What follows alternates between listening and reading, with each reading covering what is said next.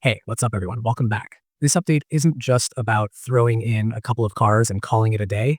It's clearly part of a bigger push to shape the identity of Wreckfest 2 as something familiar, but also more refined and experimental at the same time.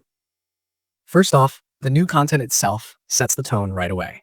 We get two new vehicles, and they're very different personalities on the track.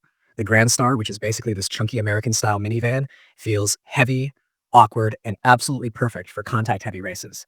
It's not meant to be graceful, like it's meant to survive chaos, and once you start leaning into that playstyle, blocking lines, soaking up hits, pushing people wide, it really starts to shine. On the other end of the spectrum is the Phaser, a lighter Asian-style coupe that feels much more agile and responsive. It rewards cleaner driving, better corner exits, and smarter positioning, which makes it a great contrast to the Grand Star, and a nice reminder that Wreckfest 2 isn't only about smashing everything in sight. Then there's the new Moorfeld track. And honestly, this is one of those tracks that feels like it was designed specifically to test the physics and damage model.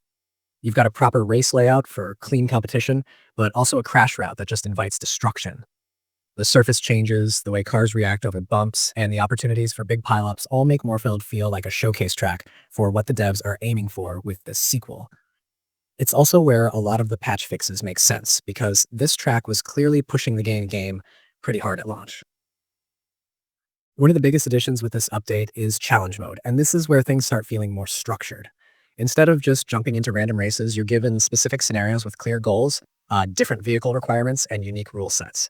It feels a bit like the old school career challenges from the original game, but with more focus on experimentation.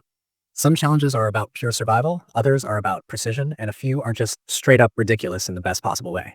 It gives you a reason to try cars you might normally ignore, and that's a smart move for long-term engagement. Multiplayer Cup mode also deserves some attention. This adds more of a competitive flow to online play, making races feel connected rather than isolated events. You're not just racing for one result and moving on, you're building momentum across multiple races, which adds tension and makes every mistake hurt a little more.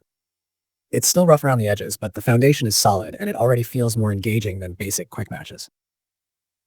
Now, when patch number 1 rolled out, it was very clear the developers were listening closely to feedback. A big focus here was stability, especially for players using DLSS.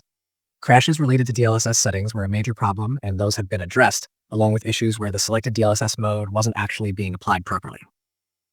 VRAM usage reporting was also fixed, which might sound minor, but it's a big deal if you're trying to tweak settings for performance and couldn't trust what the game was telling you. There were also some very specific crash fixes that mattered a lot in practice, like the game crashing when returning from a challenge and changing cars after adjusting assists.